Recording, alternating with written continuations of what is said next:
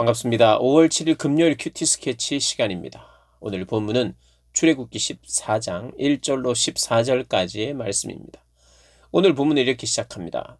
여호와께서 모세에게 말씀하여 이르시되 이스라엘 자손에게 명령하여 돌이켜 바다와 믹돌 사이에 비하 히롯 앞 곧 바알스본 맞은편 바닷가에 장막을 치게 하라. 바로가 이스라엘 자손에 대하여 말하기를 그들이 그 땅에서 멀리 떠나 광야에 갇힌 바 되었다 하리라. 오늘 본문은 이제 홍해를 건너기 직전에 이제 애굽의 바로와 그의 군대가 이스라엘 사람들을 다시 잡아오기 위하여 출격하게 되는 내용을 그리는 그런 본문입니다. 이 구원의 그 모든 이 과정, 구원의 모든 스토리, 구원의 시나리오는 하나님이 직접 쓰신다라고 하는 인상을 강하게 받습니다. 뭐 그건 사실이고요. 인상만 받는 게 아니라 하나님이 중간중간에 내가 이렇게 그렸다. 내가 시나리오를 이렇게 썼다. 이런 말씀을 하나님께서 하십니다. 오늘 본문도 그래요. 어, 바로가 모든 것을 포기하고 이젠 뭐 아들도 죽었죠. 장자들이 다 죽었잖아. 애굽이 완전히 초상이 났죠. 거의 전멸에 가깝죠. 그게 왜 전멸이 되었느냐? 하나님께 대적했기 때문에, 하나님의 말을 안 들었기 때문에 철저하게 패배를 했습니다. 그리고 결국에는 끝끝내 너희들이 가지고 갈 것을 다 가지고 빨리 떠나라. 그렇게 이야기를 했습니다. 그래서 떠났어요. 그런데 이 바로에게 새로운 정보가 들립니다. 어떤 정보가 들리냐면 이스라엘 백성이 이 광야에서 갇혔다는 정보를 듣습니다. 이게 바로 오늘 읽었던 2절 말씀이죠. 2절. 1절, 2절, 3절 말씀인데 바닷가에 장막을 쳤어요. 바닷가에 장막을 쳤는데 바닷가 앞에서 그곳은 어떤 곳이냐면 이게 앞으로 가려면 바닷길이고 뒤로 돌아오려면 다시 애굽으로 가야 되고 이게 하나님께서 이 길을 막다른 골목으로 인도하신 거예요.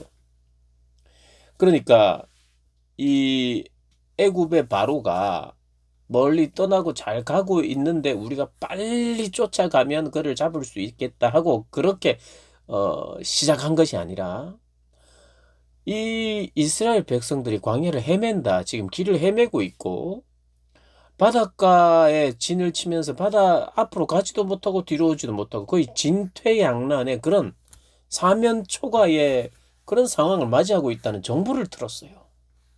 그러니까 마음이 또 다른 마음이 생겨요. 이게 뭐 좋은 말로는 비전입니다. 좋은 말로는 비전이고 또 좋은 말로 위기는 기회라고 기회가 생겼다고 생각한 거예요. 처참하게 망한 애굽을 봐야 하고 그것은 하나님의 심판이었음을 인정해야 되는 바로가 도무지 노예들을 보내고 나니까 도무지 못 살 것 같았는 것 같아요. 그런데다가 기회라고 생각하는 소식이 들려옵니다. 뭐냐 하면 이스라엘 이 백성들이 갇혀버렸다 이제. 앞으로도 못 가고 뒤로도 못 가는 그런 상황이다. 이런 이야기를 들으니까 마음이 변해버렸어요. 5절에 바로와 그의 신하들이 그 백성에 대하여 마음이 변하였다. 마음이 변하였다. 그래서 우리가 왜 이스라엘을 우리를 섬김에서 놓아 보냈는가? 우리를 섬기는 종들이었는데 우리가 왜 보냈을까 하는 그런 잘못된 생각을 해요. 마음이 변해버렸어요. 이런 새로운 정보가 없었으면 그나마 이런 생각도 안 했을 텐데. 그래서 여러분 우리에게 새로운 희망 같아 보이는 것이 무조건 나에게 주신 희망이라고 생각해서는 안 돼요.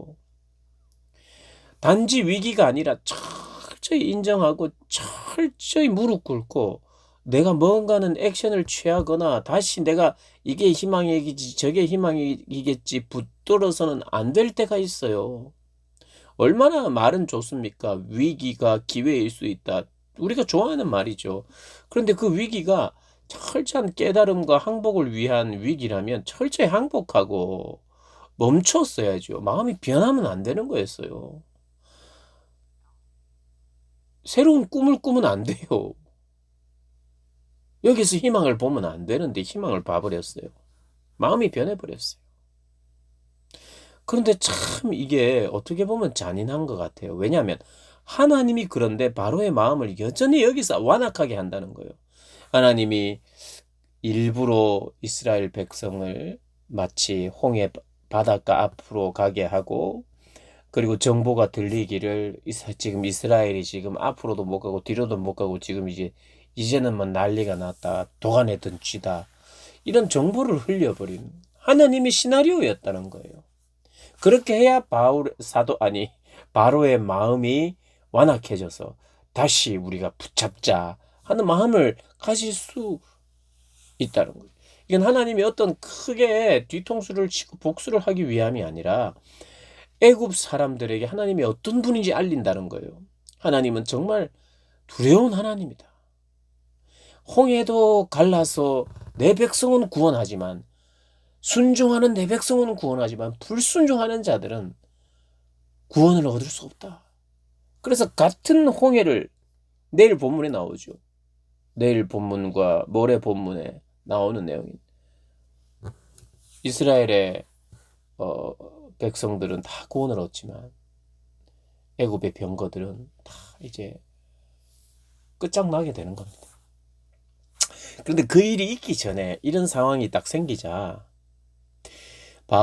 바로의 마음이 변하고 신하들의 마음이 변해서 그들이 가장 좋은 무기를 가지고 선발된 병거 600대와 애굽의 모든 병거를 가지고, 말들을 가지고 마병과 그 군대가 그들을 쫓았어요. 이스라엘은 그냥 걸어갔죠. 근데 막 병거를 타고, 예, 군대가 그렇게 모든 병거를 동원해서 지휘관들이 다 함께 나와서, 예, 그렇게 달려왔으니 얼마나 빠르게 왔습니까? 안 그래도 또 지금 갇혀 있는 도가내던 쥐인데 사기 충전해서 이제 잡자, 다시 데리고 오자, 그렇게 해서 갔어요. 바로와 신하들의 마음이 변했어요. 잘못 변했지요. 근데 이스라엘 백성들의 마음도 변했어요. 이스라엘 백성들이 이제 두려워합니다. 말병거 소리와 애굽의 군대가 먼지를 일으키며 확 달려오는 모습을 보고 10절에 심히 두려워하여 여호와께 부르짖었대요. 이 부르짖음은 기도가 아니라 원망입니다. 11절 12절을 읽겠습니다. 그들이 또 모세에게 이르되, 두려워하고 여호와께 부르짖어 모세에게 이르렀는데 이렇게 이야기합니다. 애굽에는 매장지가 없어서 당신이 우리를 이끌어내어 이 광야에서 죽게 하느냐. 애굽에는 매장지가 없어가지고, 무덤이 없어가지고 광야에 데리고 나와서 죽게 하였느냐. 어찌하여 당신이 우리를 애굽에서 이끌어내어 우리를 이같이 하였느냐. 12절, 우리가 애굽에서 당신에게 이른 말이 이것이 아니냐. 이르기를 우리를 내버려 두라. 구원하려고 하지 말고 내버려 두라. 그냥 애굽 사람을 섬기면서 사는 게 좋다. 광야에서 죽는 것보다 더 낫겠다. 우리는 애굽 사람을 섬길 거야. 우리는 400년 동안 430년 동안 섬겨왔어. 그냥 편하게 여기서 살래. 내버려둬. 여러분, 이때 많은 사람들이 세상을 좋아하고 이 세상에서 참 만족이 없음에도 불구하고 세상에서 사는 것을 좋아합니다. 나를 내버려두라고 합니다. 하나님, 나를 사랑하지 마십시오. 예수님, 저를 위해서 죽어줄 필요가 없습니다. 이렇게 이야기를 해요. 이스라엘 백성들도 똑같습니다. 노예가 더 편한 거예요. 자유를 누릴 수 없어요. 죄인은요. 자유롭다고요? 하나님을 떠나 있으면 내가 마음대로 하기 때문에 자유롭다고요? 그런 사람 한 명이라도 있으면 한번 데려다 주십시오. 자기 마음대로 살기 때문에 자유롭다고요? 자기 마음대로 살면 더 괴롭습니다. 더 힘들어요. 우리도 다 살아봐서 알잖아요. 내 마음대로 살면 그게 만족합니까? 아니에요. 한 며칠 만족한 것 같은데 내 마음대로 살면, 내가 원하는 대로. 다른 이들이 원하는 것은 상관없고 내가 원하는 대로. 다른 이들의 원함과 내 원함이 부딪힐 때 내가 원하는 대로 살면 마음이 편하고 자유롭다고요? 그럴 수 없어요. 다른 이들의 원대로 할 때 오히려 내 마음에는 자유가 있습니다. 여러분, 그래요. 그래서 이스라엘 백성들은 하나님 때문에 마음이 변해서는 안 되는데 이스라엘 백성들도 마음이 변했어요. 두려워해버렸어요. 그러면서 입에 담아서는 안 되는 이야기를 합니다. 하나님의 가슴에 대못을 칩니다. 왜 구원해가지고 우리를 이렇게 힘들게 하느냐. 애굽이 더 낫다. 애굽이 더 낫다. 근데 이때요, 모세가 백성을 꾸짖지도 않습니다. 하나님이 또 꾸짖지도 않아요. 처음 있는 일이기 때문에. 이게 정말 심각한 발언임에도 불구하고 모세는 침착하게, 그리고 하나님도 꾸짖지도 않아요. 그러니까 하나님이 이렇게 이야기합니다. 오히려 이해를 해줘요. 어린 그들의 마음을.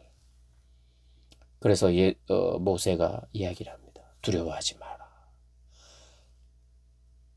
두려워하지 말고 가만히 있어라. 쉿, 이렇게 한 거예요. 부르짖고 원망하고 뭐 난리를 칠 때 쉿 한 겁니다. 쉿. 쉿, 가만히 있어라. 너희는 하나님이 어떻게 일하시는지 보라. 13절에 너희는 두려워하지 말고 가만히 서서 여호와께서 오늘 너희를 위하여 행하시는 구원을 보라. 너희를 위하여 행하시는 구원을 보라. 여러분, 대적자들에 대해서 하나님이 처리하시는데 가만히 있으래요. 여러분, 우리는 때때로 하나님이 일하시니까 너희는 가만히 있으라라고 할 때는 우리가 때로는 헷갈릴 때가 있어요. 그럼 내가 뭐 공부도 하지 말아야 되고 노력도 하지 말아야 되고 일도 하지 말아야 되느냐? 내가 아무리 최선을 다해도 하나님이 일하시지 않으면 안 되느냐? 그런데 거기에 적용해서는 안 돼요. 1차적으로. 물론 그것도 내가 아무리 한다고 해도 하나님이 도와주시지 않으면 안 되는 것도 있어요. 그런데 우리가 이제 조금 구분하면서 생각해야 되는 게 있어요. 너희는 가만히 있으라라고 할 때 하나님이 구원하고 누군가는 심판하고 대적자들을 처리할 때는요. 적어도 사람에 대해서 처리하실 때는 우리는 좀 가만히 있어야 돼요. 우리가 분을 내고 우리가 어떻게 뭐 죽여야 된다, 잡아야 된다, 내가 때리겠다. 원수에 대하여 사람에 대해서 처리할 때는요. 정말 우리는 가만히 있어야 돼요. 내가 옳다면 하나님이 일하시는 거예요.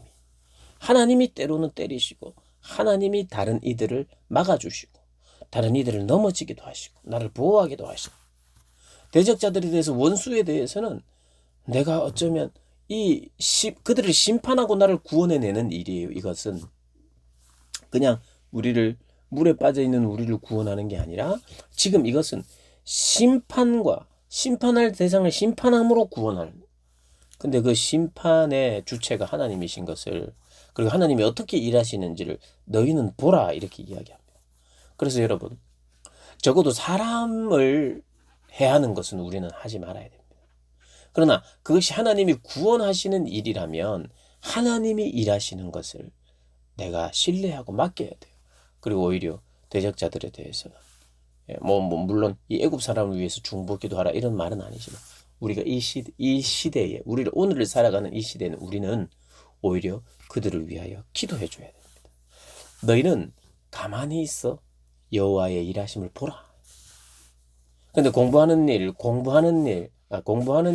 일하는 일, 이 말씀을 내가 오늘 직장에서 일을 안 해야 되겠다. 혹은 내가 공부하는 학생이 공부 안 하고 하나님이 일하시는 것을 봐야 되겠다라고 적용할 사람 아무도 없겠지만 적어도 오늘 분명한 것은 너희는 가만히 있어. 하나님이 어떻게 길을 여시는지, 홍해를 갈라 여시는지, 그리고 그것을 통해서 구원과 심판을 어떻게 하시는지 너희들은 보라, 이 말이에요. 너희들은 조용하라. 너희들은 두려워하지 말라. 너희를 위하여 행하시는 구원을 보라. 잠잠하라 라고 말합니다. 여러분, 우리가 잠잠하여 하나님의 그 일하심과 구원을 바라보아야 합니다. 그 하나님을 경험하고 그렇게 또 이 바로처럼 이스라엘처럼 내가 변하면 안 되는데 이 변해서는 안 될 바로와 애굽과 변해서는 안 될 이스라엘의 변함을 보면서 나는 어디서 어떻게 변하는가? 변해야 될 때 변해야 되는데 변해야 될 영역에서 변해야 되는데 변하면 안 되는 영역에서 변하고 있다면 다시 한번 나를 돌이켜보면서 이것을 구분하고 그렇게 살아야 할 것입니다. 그렇게 구분하며 사시는 복된 여러분들 되시길 주님의 이름으로 축복합니다.